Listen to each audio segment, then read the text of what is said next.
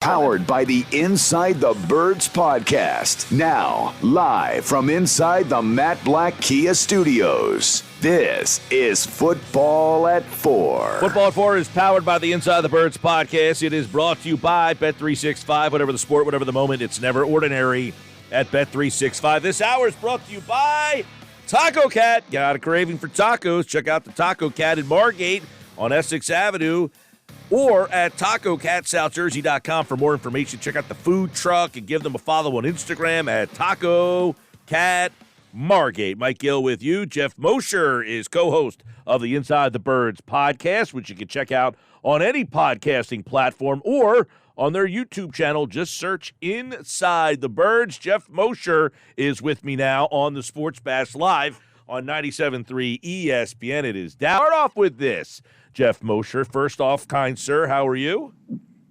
Good. I'm good, Michael Gill. How are you? I am good. You know, we've been doing this together for a long, long time. I thought about that today. I said, man, Mosher Mondays, we've been doing this forever. And one thing, that has been cool about this is this: when the Eagles and Cowboys play, it does add a little juice, and especially when they're the top two teams. So what I want to ask you today to start this Football at 4 off is, are the Eagles and Cowboys on the same level in your mind? You mean like if you compare their 53s, are they pretty comparable? When you look at where these two organizations are right now, one's 7-1, the other one's 5-2. But do you look at them as they're on the same level in terms of where they are as an organization, where they are in the pantheon, where they are in the Super Bowl pecking order? Pretty close, Mike. You know, if you're just talking 153 to another, yeah, I think they're pretty close. I think the Eagles are more consistent. I think the Eagles have overcome their deficiencies better than Dallas has. I mean, some of this is obvious, right? The Eagles are 7-1. Dallas is 5-2. I think the Eagles have all, from top to bottom, probably a better coaching staff. And I think the Eagles go about their business a little bit differently from a front office standpoint. They do a lot of things similarly from a scouting and personnel acquisition standpoint, but from the way their franchise is commanded, if you're going to compare Jerry Jones, the GM, to Howie Roseman, the GM, I don't think the Cowboys have yet to hit that level yet. So are they on the same level? You're saying they are, but there's, some things. So where to you, like if I say the difference between why the Eagles have been the last 3 years, it feels like it's been Dallas, Philadelphia, San Francisco. They've been like the top three, and Philly gets to the Super Bowl last year. San Francisco, Dallas hasn't been there. What separates them? Why are they not maybe perceived to be the better team than Philadelphia in your mind? Yeah, it's a good question. And, this is sort of a question that we're really kind of zeroing in on the last maybe year or two, year and a half. I mean, because when they play each other, it tends to be, well, honestly, their records versus each other is a little bit skewed because, like last year, neither quarterback was there.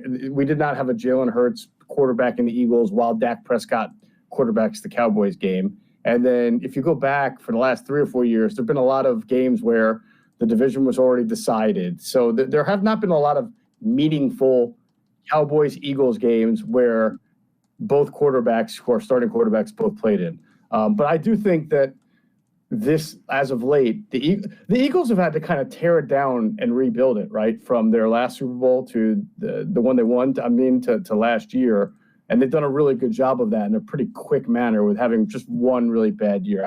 I have not seen the Cowboys do that. You can argue going from Romo to Prescott was was definitely a good transition at quarterbacks and a great job by their scouting. But the biggest thing is that they haven't won any playoff games, Mike. I mean, that's really what we measure success by. And Dallas can have as many 10, 11, 12, 13 win seasons as it wants. But I think it's lost to San Francisco the last 3 years in the playoff. Am I correct on that? I think so, yeah. San Francisco's knocked them out 3 straight years. So to be honest with you, I think the question is Dallas on San Francisco's level? yet. And then right now the Eagles are. It's really the Eagles and Niners that I think that are right now the kind of the class. So you still like the Niners? NFC. You still like the Niners, What? even though? So you're not concerned that the Niners have lost 3 straight? Not saying that I'm just saying. Yeah, I'm not asking a week you. to week. I mean, yes, this is 3 weeks. They've got some injuries. I mean, they just added Chase freaking Young, right? So they're going to be pretty good. I have a feeling they're going to be there at the end of the year. You like their defensive front better or Phillies? That's a tough question. I think they're pretty comparable. Nick Bosa, Hassan Reddick, you want to cancel those out because they're about the same. That's okay. Then you go to number 2 would be Javon Hargrave against Josh Sweat or Jalen. It's close, man. It really is close. The Eagles probably a little bit deeper though. I'll say that. But you only tend to put 4 on the field at one time, right? So it's great that the Eagles are deeper, and that means it might be a little fresher. But if you're just comparing a front 4 versus a front 4, then you go with probably a tie, maybe the Eagles. If you go front 6, you may go Niners because their linebackers are really good. Geoff Mosher, Football at 4 here on the Sports Bash Live. They added Byard last week. Nothing else. Your thoughts on the deadline, and then are you surprised? So give me your thoughts on them not doing anything else. Now, people say, well, they didn't do anything else. They did add Byard. So just Byard, nothing else. Thoughts there? Yeah, they made their move early. I think when you're in the market for a slot cornerback, which, again, they've addressed the position. The guy's got to stay healthy. Bradley Roby is here. They signed Josiah Scott. Justin Evans, if they can ever get him healthy again, did play some slot. So they've got some people there. Eli Ricks is still learning it. I think that they could have maybe used a little bit more of a coverage linebacker. You want to say a rotational linebacker who can run a little bit to help out in pass coverage. But that's not a position that you see get dealt with a lot on. That's a hard position to find at a trade deadline. You want a defensive end? Okay. You want an offensive tackle? Okay. You need a backup quarterback? Yeah, you'll see that. Wide receiver, you'll see that move at the deadline. A situational player like a nickel linebacker, that you don't often see. I think, and by the way, Byard played 100% of the snaps last week, so I think he'll be better this week. I'm wondering if they vanillaed everything, maybe didn't put everything in just to get him on the field a lot this week or last week. Yeah, I think that's, and I said it on the podcast today. I think if you shot up truth serum into Sean Desai and said, like, what happened there, he would say, well, I have a safety who's only been with us for 4 days, who's being asked to play safety and nickel. I have 2 nickel corners in Eli Ricks and Josiah Scott.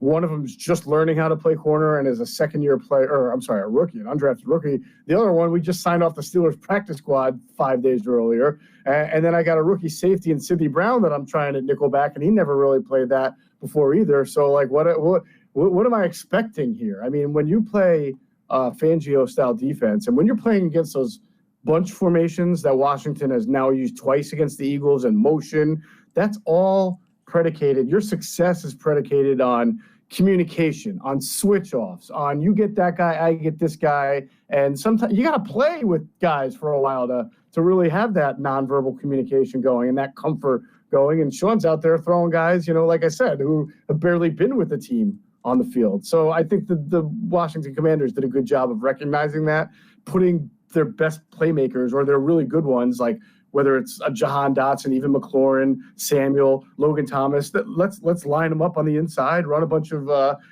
rub routes and crossing routes and seam routes and try to confuse them and catch them off guard. And they did. Let's stay on the defensive side of the ball then and say so many different combos in the secondary for the Eagles, especially at the slot corner spot. CeeDee Lamb likes the slot work there. Do they let him get his? I mean, does he get 10 catches, 128 like he did last week? We saw Ty Hill get, 11 for 88, I think it was. Is that the way that you see this game going? You know what? Let CeeDee Lamb catch. They don't really have another guy, who's done much damage this year.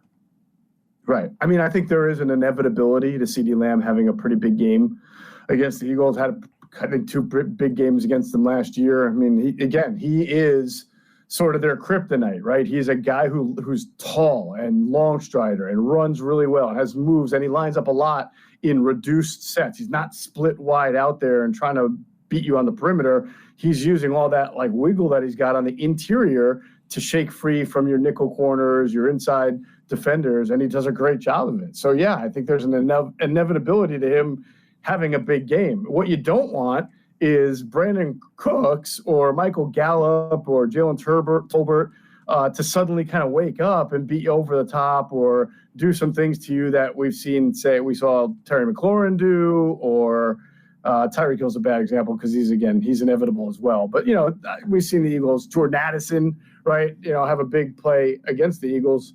You need Slay and Bradbury to play better than they've played and more consistently than they've played this year. Let me get your thoughts then, too, on, as we talked to Geoff Mosher here for Football at 4, Eagles linebackers in coverage. Is this an issue this season? Is it an issue in this game? Say one more time, the Eagles what? Linebackers in coverage. Yeah. So it's kind of funny. This came from a personnel person who's watched the Eagles on tape and said, hey, you know what? Zach Cunningham's doing a really good job this year in pass coverage. Go figure, right? Because that's not really what Zach Cunningham is known as. But he has. I'll admit, he's done – some of that is on expectation. You don't expect to hear that. But he's done a pretty good job. The big question is sort of Nakobe Dean, Mike, and he missed 4 games. So the sample size right now is only about 4 games, and he didn't play much last year. And we really will find out, as long as he stays healthy over these next 5, 6, 7 games, what kind of pass coverage linebacker is he. At Georgia, despite how much everybody loved Nakobe Dean, and deservedly so, at Georgia, he was great against the run. He had a great defensive line to keep gaps clear for him to run into and make tackles, and he was a blitzer. He blitzed a lot at Georgia because he had that capability. Well, the Eagles don't blitz a lot, 23, 24%, depending on the opponent. And so that means that on second and long, third down, he's going to have to take his drops, right, in zone defenses and maybe sometimes run a little bit in man. And I don't think the results so far have been spectacular. But again, small sample size, and let's see how with some coaching and with some health, if he can stay healthy here, how he's going to play over the next few weeks before we make any determinations. But, I think even when he came out of college and as a third rounder, I think the fan perception of what Nakobe Dean is going to be and the NFL personnel perception of what Nakobe Dean is and going to be at the NFL level is very different. Yeah, I think a lot of people felt they were getting a star, right? Because you heard about this impactful player at Georgia on this 2-time national championship team. So I guess you're thinking that that's going to carry over and turn him into some big time linebacker. He hasn't made the impact even that I thought he made either. Maybe I put too much on him as well. I mean, it happens, and just by the virtue of nature of us having this conversation, I'm going to get a lot of hate mail or tweets because for whatever reason it's like sacrilegious to say that Nakobe Dean might not have been the greatest steal of the draft as it was perceived to be, and that he fell to the third round, and we reported this when it happened, so this is not revisionist history, but it wasn't just the medicals. That was part of it. He had a pec injury that offseason. He didn't run the 40 at his pro day, so that was sort of eye-raising the scouts. And then, like I mentioned, he's not a huge guy. He's not Fred Warner, right? He's not enormous and with just blessed with the greatest physical attributes known to man, like Fred Warner. So there was difficulty that personnel people had in projecting how good he'd be at the NFL level. Nobody thought he'd be terrible. I'm just saying, the good things about him are he's really smart and does get to the ball fast, against the run. And he's a great leader and a great captain. There's nothing wrong with Nakobe Dean. He could have a 10-year career, but it may not be like 6 Pro Bowls like I think a lot of people were expecting in that 10-year career when they drafted him in the third round. What do you make of the Eagles' run game and how it matches up with Dallas this week? Yeah, so Dallas can be very hit or miss, right? They can give up run. Last year they had a real big issue stopping the run. I think this year they've had a couple of games also where you've been able to run on them. So I think the Eagles have to go back to the drawing board just a little bit with the running game. They certainly have a very good offensive line and DeAndre Swift, so they should be able to run pretty well. And I do, some of their RPO game, which used to be runs, is now turned into short passes, so that's sort of like a run for them. But without Jalen Hurts keeping the ball anymore, It's, like that zone read element where he's reading the defender and then taking off around the edges. You've seen the last 2 weeks that linebackers are not playing it like they were the first few weeks. Even when he wasn't running, they were still playing it. Now that he's not running and the knee is an injury or an issue, linebackers are shooting the gaps. Miami was doing it. Washington was doing it. And they've had success. You have more success that way. And so that's been a little bit tougher. So I don't think that means the Eagles can't run the ball anymore, or that Jalen Hurts not running is just totally going to kill the Eagles' run game. It's not that at all. I just think they got to be a little bit more creative with it now. All right. Jalen Hurts leads the NFL in interceptions. He's got 8 interceptions, tied for the second most of his career. He had 9 in 2021, and that was an average season for him. I didn't think we looked at Hurts and said, wow, a star is forming here. He's already got 8. Reason for concern or circumstantial?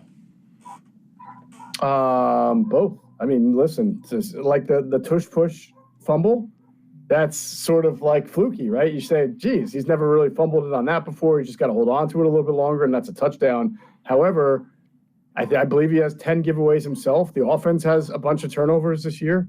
That's not great because their defense so far for the last 5-6 weeks hasn't been turning the ball. It hasn't been creating takeaways as much as it did for the first 3 or 4 weeks.